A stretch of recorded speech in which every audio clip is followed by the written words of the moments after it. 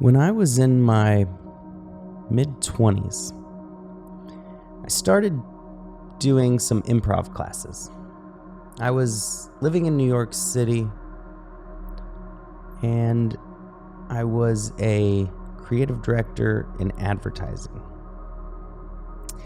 And I decided that on my free time, I should try some other creative pursuits.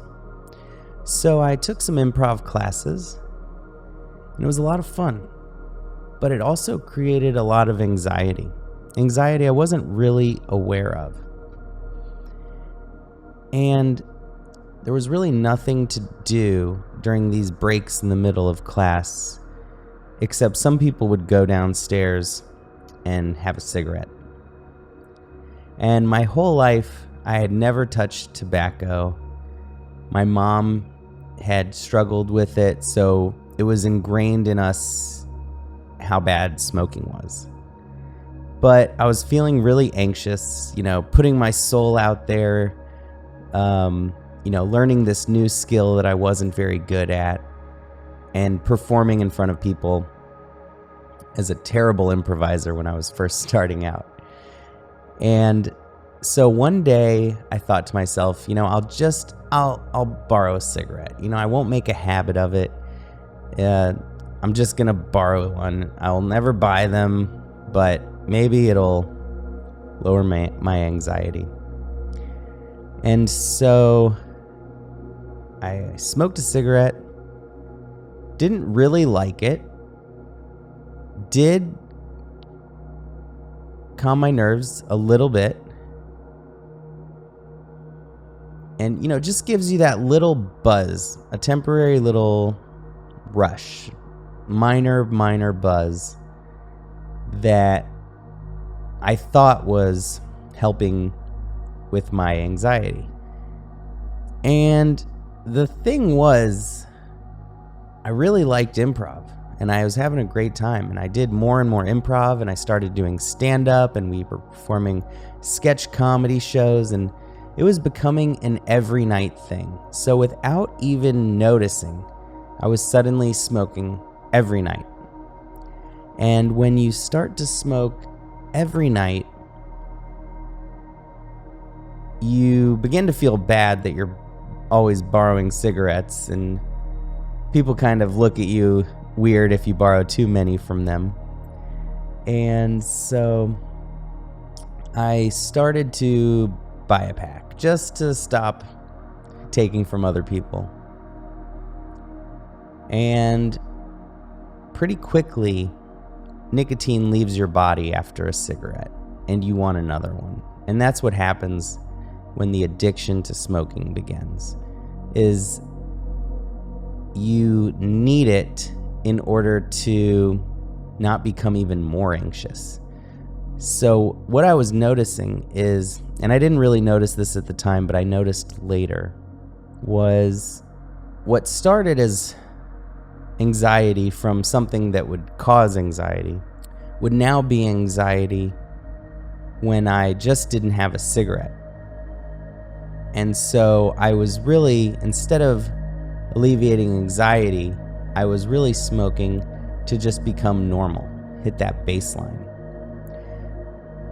And that's really what happens with any substance, is at first it raises your mood, but then it raises it less and less and less, and your mood range gets lower and lower and lower until eventually you're just using that substance to just stay normal from like before you ever started. And I was doing this thing for a while, a few years, as I was again performing nightly comedy in New York City. And I just was always really hating myself. Every cigarette was not enjoyable because I was hating myself for doing it. And I didn't feel good doing it. I would, feel that gross feeling in my lungs. I was not healthy and as energetic as I was before. And I had tried basically every single day. I tried to quit. And of course, every single day was a failure. And maybe I even made it a day. Maybe I made it 2 days, but I was smoking all the time, every chance I got. Occasionally vaping, if that was available in a place where I couldn't smoke, or if my lungs were just too clogged up with smoke. And I knew something needed to change. I needed to do something. And it was actually when I was in India and I had learned to meditate that I was finally able to quit smoking. And here's really all it took. Here's what happened. When I started to meditate, I really wanted a cigarette right away. And I was actually able, for the first time, instead of acting on my impulse, acting on my cravings, I was able to look at my thoughts and my cravings. And when you do that, what you're really seeing is that there is almost no physical addiction to cigarettes. It's pretty much all mental. It's like craving food, except you don't need food to live. In this case of cigarettes, you don't need cigarettes to live. But there was this just desire inside, and it was really mental. And physically, it was almost imperceptible. And that's when I realized that this is a mind trap. And this is another important thing that I learned. It's not the act of smoking or the nicotine itself that is the real trap. It's the habit itself. This is why gambling or sex can become as addictive as heroin, because it's really more about the dopamine rush. It's more about, cigarettes are almost like a ritual, which is such a powerful phenomenon. Why religions have rituals, because rituals kind of give a meaning and shape to our lives. And so the act of really taking time out from looking at my phone, constantly working or talking to people, that's really what I was more addicted to. I mean, in a way, cigarettes force you to just sit with your thoughts. And you don't need to light anything up to do that. And that is why meditation was such a powerful practice, and I would say essential practice, to quitting smoking. Because before meditation, I was constantly pleasure seeking. I was constantly looking for something to do, something to consume that would give me immediate gratification, immediate pleasure. And when you live your life pleasure seeking, when there is nothing entertaining or pleasurable happening in the moment, then we feel suffering. And this is really what the pull to smoking is all about. It's that need and longing for pleasure. Because without it, we have to deal with anxiety and uncomfortable feelings. And in meditation, especially when you're new to meditation, creates some uncomfortable feelings. There will be feelings that come in, thoughts that will say, "This is pointless. What are you doing? Check your phone already. let's get out of here. Let's go do something more fun. We're wasting our lives. Everything that the ego, our thinking mind, can come up with to disturb our inner peace and to get that stream of thought jump started again, it will do. It's so clever. And so we just have to sit with those feelings in meditation, and we just watch them arise and we watch them fall away. And over time, a great wisdom arises, which tells us that everything passes. Every craving passes. We don't need to be a slave to our impulses, because we know that they will pass very soon, and almost immediately we'll think of something else, because we really don't stay fixated on anything for an extended period of time. Not if we observe the fixation. And yes, that craving may come back. We may become fixated again, and then we know it passes again. And this is the teaching in meditation. When we think to ourselves, how much longer is this meditation? When will it be over? And then immediately we bring our attention back to our breath, and all that thinking is gone, and we can feel some pleasant feelings come up, and that peace and joy within. And then those thoughts may come back in that say, we're still here. Only 2 minutes have passed. When will this be over? And then we bring our attention back to our breath, and we feel that peace again. And we know deep down that that peace is always there, and it is just available to us. All we have to do is turn our attention to the present moment, or our breath, or a mantra, or whatever our situation is. And we can let go of any impulses and cravings that we know don't serve our highest good. And when we know that, we let it go. Because these cravings can only be unconscious. Because when we bring consciousness to them, our higher wisdom and our intentions come into play, and we don't do things that hurt us. I've kind of joked before that cigarettes are like the only drug that doesn't get you high, and yet we pay to kill ourselves with it. And the more we have these realizations, the more we realize how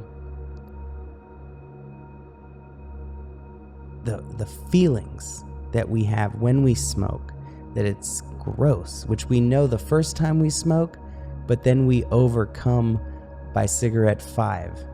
And even though it's still gross, we've pushed through it. And it's actually hard to smoke, and it's easy to quit, because smoking requires us to buy those cigarettes. It requires us to buy the lighter. It requires us to take so much time out of our day, so much money out of our wallets that we'll spend through our lives to light up those cigarettes that bring us no joy, only suffering, and only misery. And the more we become aware of the nature of these cravings, the more we become aware of the unmindfulness it takes to smoke cigarettes. The more mindful we become, the less we make harmful choices. Cigarette companies have spent billions of dollars, believe it or not, on telling us that quitting is so hard, and they're here to help. And they've got so many products you can buy to help you quit. And the truth of the matter is that even their labels that come on the box that tell you that it causes cancer, that has pictures of diseased lungs, or those anti-smoking ads that show sick and dying people, they know that all of this helps keep smokers smoking. It seems counterintuitive, but it is true. Science has now shown that when you show smokers who are sick or dying that people who would otherwise quit subconsciously, unconsciously, and unmindfully say to themselves, well, that's terrible. That gives me anxiety. I might as well smoke. It's a true phenomenon.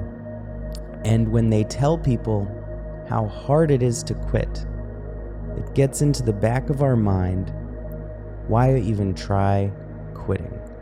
If it's so hard, why bother? And all of that images and warnings of death make people depressed, anxious, and they think to themselves, I'm gonna die some way, I might as well not have the stress, anxiety. And so it's super important to remember that the key to quitting is to realize that quitting is easy, and it is easy. And I know from personal experience that it may take 20 tries, that one final time when it works and it never comes back. Because you're actually, even if you fail at quitting, you are actually getting better at quitting each time you try. So never give up, keep trying, and remember that it's easy, you can do it. And if you simply practice a little meditation, learn that patience, and bring mindfulness to those cravings, and really just sit with them. Let them be, let them come and go. You can quit. The nicotine that is in our body from cigarettes comes in and is a very short-lived chemical in our body. This is why immediately after smoking, we want another one.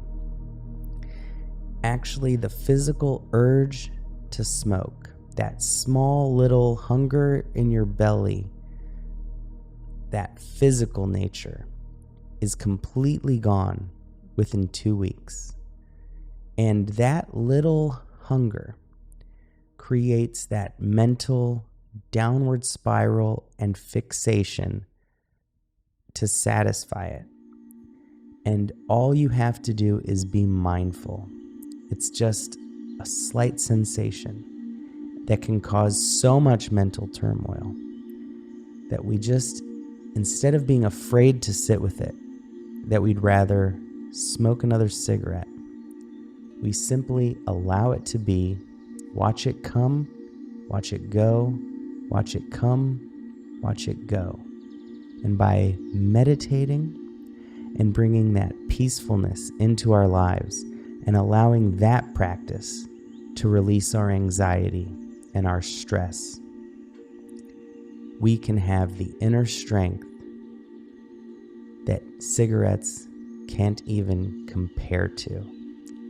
An inner strength and an inner peace that little buzz, that little lightheadedness can't even stand up to. There's no comparison. It's free. It's yours forever. And it's the easiest thing in the world just to not buy another pack, not pick up that cigarette, and to just feel peace and letting that rich oxygen come into your lungs and heal your whole body. There's so many studies out there that say just 7 years or so after quitting smoking, a non-smoker and a former smoker can have equal physical health. It's never too late to quit. It's always the right time. Learn to sit in peace, focusing on that oxygen coming into your lungs, coming out your nostrils, in and out. And you can conquer anything.